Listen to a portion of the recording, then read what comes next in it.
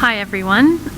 Welcome to Interrobang, the Wheeler Centre's inaugural Festival of Questions. My name is Amita Kopolani and I'm the project's producer at the Wheeler Centre. Before we begin, I'd like to respectfully acknowledge that we are meeting today on the traditional land of the Kulin Nation, and I'd like to pay my respects to their elders past and present, and I would like to acknowledge any elders from other communities who may be here today. Our speaker this evening is Tom Elliott, the host of 3AW's Drive program. He is also a director of a Melbourne-based wealth management firm, Beulah Capital. Tom writes a weekly opinion column for Melbourne's Herald Sun newspaper and appears regularly on the Nine Network's Today and ABC TV's Agony Uncles series, on 3RRR and ABC's Inside Business program. In a 15-minute lecture today, Tom, whose father John is a former Liberal Party president, prods at common assumptions about generational politics. As we age, do we seek the comfort of old and sometimes outdated ideas about the world, or do we grow freer to form ideas drawn from a life thoughtfully lived? Appropriately today, as it is Interrobang, the Festival of Questions, we hope that you'll store some up as Tom speaks, and we'll spend the last 15 minutes of today's talk asking him or grilling him perhaps. Thanks very much.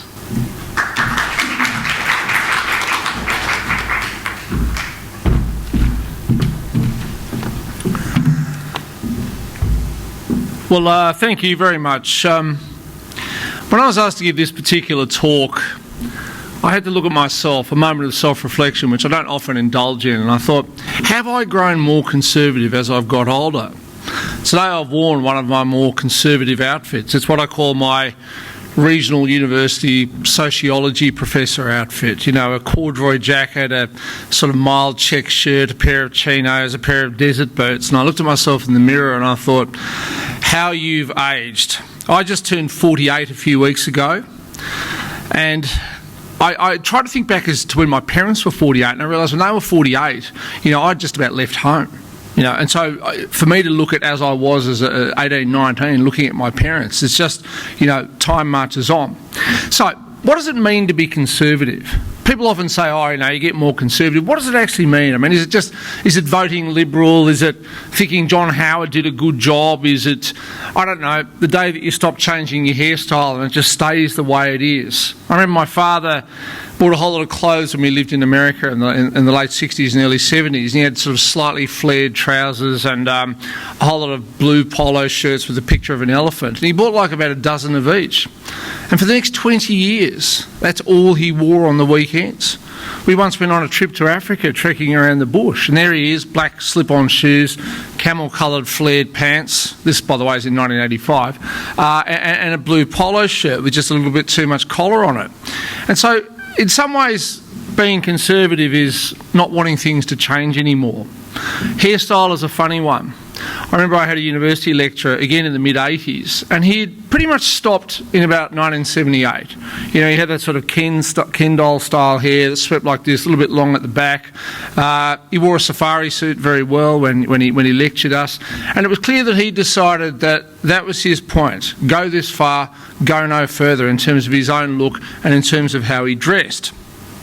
But see, I think there's good reasons as to why people get more conservative as they get older. Now, I did some research, which of course these days means looking around on the internet, and I tried to find that quote about, you know, if you're not a socialist when you're young, you've got no heart, and if you're not a conservative or whatever as you get older, you've got no brain. There's absolutely no proof that anybody actually said this the first time. Someone must have. It's often attributed to Winston Churchill, but I couldn't find anything in the official Churchill websites about that. One-time French President Georges Clemenceau apparently said something similar, being no official record. One website suggested that Chancellor Otto von Bismarck, one of the people that united Germany in the 1870s, might have said it. But whoever said it, and whoever was first, and even if they didn't say it, there's something behind it.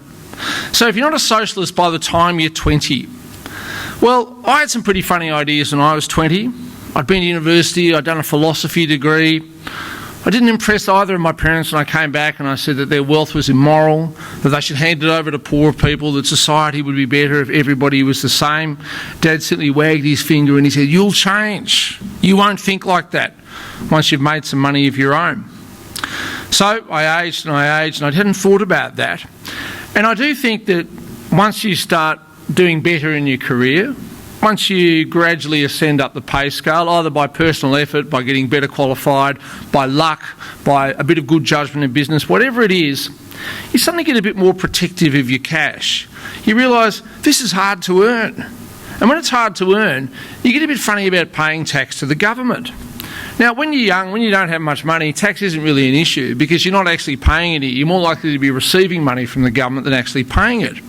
But when you do start to make money and you realise that you don't receive any benefits, but you are shelling out, and especially if you do it like me and you charge as a consultant and you actually have to write a cheque 4 times a year to the government, you start thinking, what are those idiots in Canberra doing with my money? You know, I just saw something the other day that really made me angry, a bit of wastefulness. And so you start saying to yourself, well, when I think about voting, I'm going to vote for the people I think will do a better job with my cash, because it's still mine even though the government takes it from me. Now, it is not actually proven that Conservative governments are better with cash. You can look at how deficits have gone up and down, how economies have gone and all the rest of it. And you know, sometimes Labor appears to do a better job, and in this country sometimes it's the coalition. But the perception people have is that Labor will waste the money and the Liberals will mind it very carefully for you.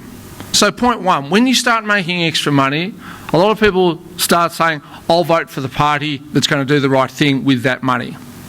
Another thing you do as you get older is that you suddenly feel this urge to reproduce. You have children. I managed not to succumb to that urge until I was 42, so arguably I was delaying the onset of conservatism.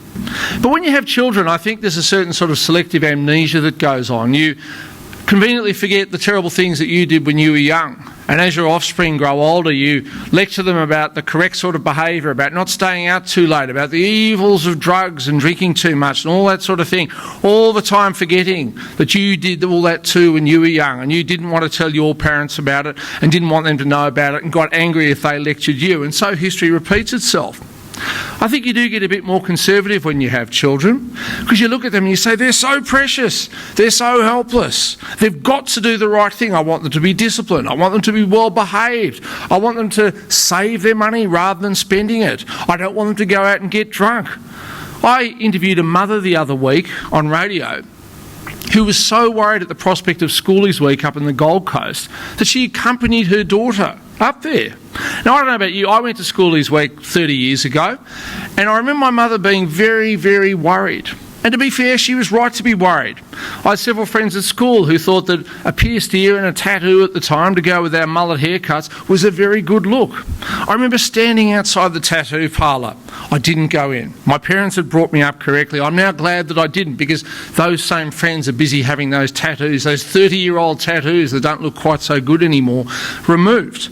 But honest for God, I mean, a mother going up to the Gold Coast with her daughter to accompany her everywhere on Schoolies Week, that is an example of getting conservative as you get older. Another thing is you get conservative about education. You know, I wanted to go to university and study different and interesting things. I don't want to be sort of, you know, shackled by all that, you know, economics and the other nonsense I've been taught at school. And yet now, in my business, when we get, you know, teenagers and people in their early 20s applying for jobs, I look at their job ads and I see a misplaced apostrophe. And I go, this person must be a half-wit. I see your instead of your, Y-O-U-R instead of Y-O-U apostrophe R-E. How could they possibly add to our business when they can't even spell? All of a sudden you think, you know what, in education, we need to get back to basics, you know, the 3 R's, reading, writing and arithmetic and all that environmental nonsense and the other stuff they learn, put that to one side. So you start getting funny about education. You know, you start judging people. You become very judgmental as you get older. That's another thing that happens, and that's something that you also do through your kids. I must say, recently I dug out all my school reports. They said things like, Tom talks too much. Tom would do better if he actually tried a bit harder. Tom has tried hard at sport, albeit with little success. School reports don't say that these days. You know, my daughter, Ava, is performing well at school and seems to enjoy herself in conjunction with others. You know, there's a code that you have to look through to try and find out what the teacher means. Maybe being conservative is saying we just like to call things as they are, and I wish school teachers would do that. Another thing, and it's getting increasingly hard to do, is that you buy a house when you get older. And suddenly when you buy a house, you have a mortgage. You have to give money to the bank every month. But you also have a stake in society. And your view of property and property rights begins to change. For example, I live in Fitzroy. Fitzroy has a lot of graffiti. When I lived there and I rented a house in my early 20s, I didn't care about that. That was the landlord's problem, not mine. Now someone tags my wall. What was edgy street art is mindless vandalism. It looks the same, but I have changed. Some people who live up the road, same age as me and my wife, have a little boy, they play together. They have a house near a pub. Lo and behold, the pub is noisy on a Friday night. In their 20s, living near a noisy pub was a great thing. It meant, hey, there's people there having a good time. Let's, get up, go out, have a few drinks, listen to a band, have a dance maybe, although dancing in the 80s was a bit odd. Nowadays, it's write a letter to the council. Go out with one of those things that censors how loud the noise is and then write it down and say it's gone beyond this regulation. It's too loud. Something needs to be done. The noise, the pub, the graffiti, all those things are the same, but the people have changed. Again, this is how conservatism takes over as you get older. It's a good thing to buy a house, and it's a good thing to have a stake in society, but suddenly you want to protect what is yours. And it's very, very different when you're young and you don't actually own anything. Even the same with cars. If I have a nice car now, I have a reasonably nice car, I get worried when it gets scratched. If someone opens their door into it at the supermarket, I look at it and I have to get it fixed. When I drove a bomb 30 years ago, it didn't matter. I'd often just kick the panel in myself just for something to do. You could do that with a 78 Kingswood, although, to be honest, a 78 Kingswood is now an appreciating asset. Another thing I think you do when you're young is you join strange groups at university. I remember at Melbourne Uni where I went, there was not just a socialist or a communist party, but there was many different variations of them. There was the Marxist-Leninist party. There were the Trotskyites. There was the Maoist-Leninist party. There may have even been just a Leninist party for all that I know. The point is there was lots and lots of groups that you could look at as ways of reorganising the state to run everybody's lives. And this all sounded great. I mean, back then university was free, jobs were easy to get, life seemed fairly bucolic. Things got a bit different for me when I got older. Not much older, but my father, I think, possibly to open my eyes a bit, took me to the Soviet Union on a business trip. He said, now you can see what communism's really like. Well, I can tell you it was an absolute disaster. People queuing up for food, police and soldiers everywhere with guns. The food that you could buy, absolutely horrible. It was disgusting. To call my mother back in Australia, I had to book a telephone line 2 hours in advance, presumably so someone could listen to the conversation. I also went to the People's Republic of China back then, and it was yet to really move into the sort of capitalistic phase that it has done now. It was terrible. It really was. They were throwing people in prison. You couldn't say what you wanted to say. And when I saw how the theory of socialism and communism, while it sounded great at university when practised by middle-class kids who like to pick out their various sort of left-wing idols, when I saw the reality of it, though, it was all very different. I thought, that doesn't actually work. That's not making people happy. This place doesn't look a particularly good place to live. Who knows? Maybe the Maoist-Leninists didn't get it right. Another thing that changes, I think, is music. I used to regard myself as fairly avant-garde in my music taste. I went to England in the early 90s. I immersed myself in the so-called indie music scene over there. It was a kaleidoscope of, psychedelia and feedback and all sorts of different influences. It was great. It was really, really good. Unfortunately, within about 5 years of coming back, I stopped buying or listening to anything new. Suddenly my musical taste, like my hair and my clothes, has sort of got a bit stuck. And then now my wife, who's a little bit younger than me, only a few years, and has always said that she wants to appreciate young music because she wants to be able to share it and engage with it with our daughter, says, why don't you listen to this? I listened to it. I said, why would I want to listen to that? It's terrible. It's crap. It's boring. I don't like Taylor Swift. She hasn't got any talent. I don't care that millions and millions of people disagree with me. I don't like it. As you get older, you lose the ability to appreciate new genres of music. Some of it probably is quite good, but you know what? The old stuff was better. And people have been saying the old stuff was better since Adam was a boy.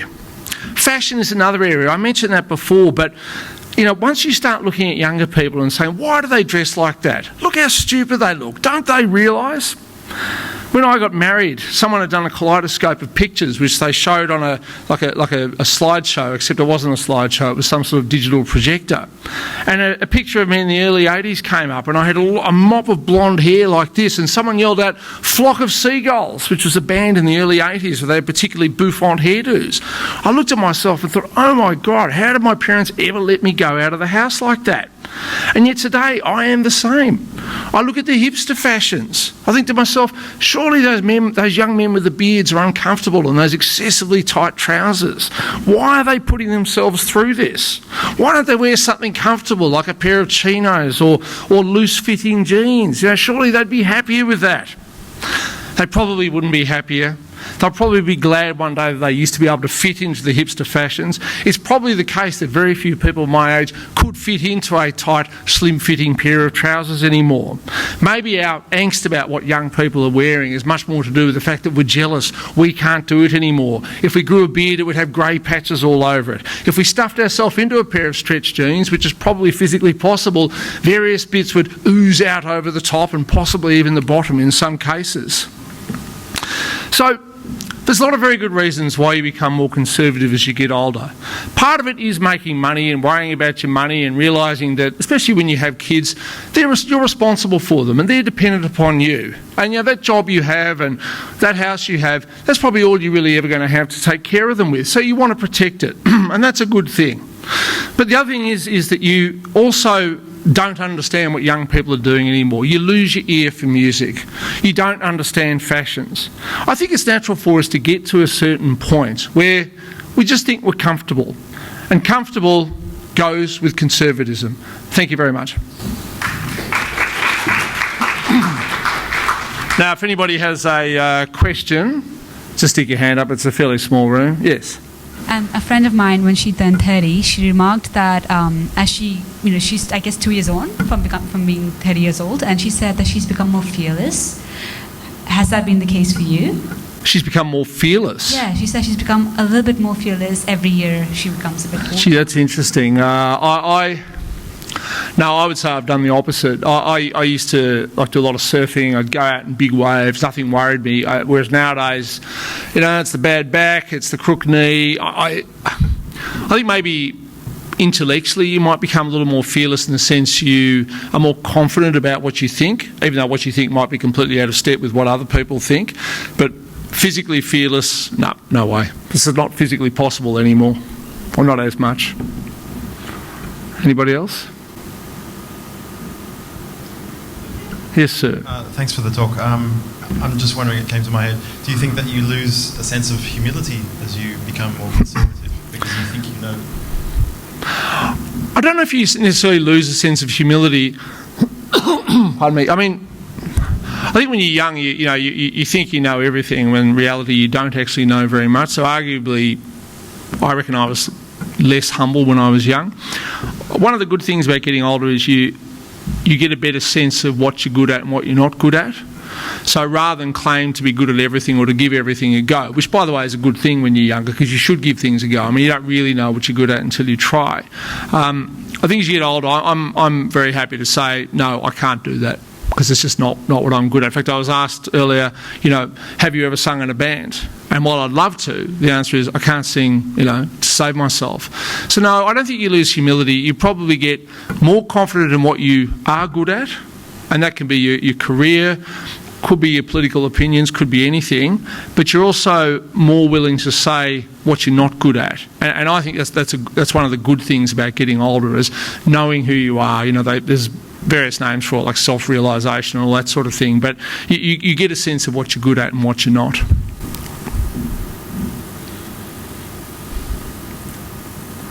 Anybody else? You again. And is there anything you would have done differently when you were younger? Oh, you could relive it again? Yeah. I mean, I had a little bit of musical talent and I never developed it. I would have loved to have done that and played in a band. I now see some of my favourite bands from the early 90s, reforming, and I think that's great. And it's a bit sad in a way because a lot of them are doing it because the rest of their lives have been a bit dull compared to when they were, on a stage in front of several thousand screaming fans. I wish I'd done that. there's a whole lot of sports that I wish I'd done. The other big regret I had in life was I was accepted into Stanford University in 1989, and I said, no, I think it'll be a bit boring here. And I can tell you, in that room in 89 was the founders of Google, the founder of Facebook, the founder of Amazon, the people in that room that I would have met and got to know over the next 3 years. I went somewhere else and I had a good time, but I probably missed a massive opportunity in saying no to Stanford University back then. But, you know, I remember seeing my first email a year later and saying, well, that'll never catch on, will it? So, you know, I might not have been able to see it anyway, or to recognise it for what it was. All right, well, thank you very much for listening.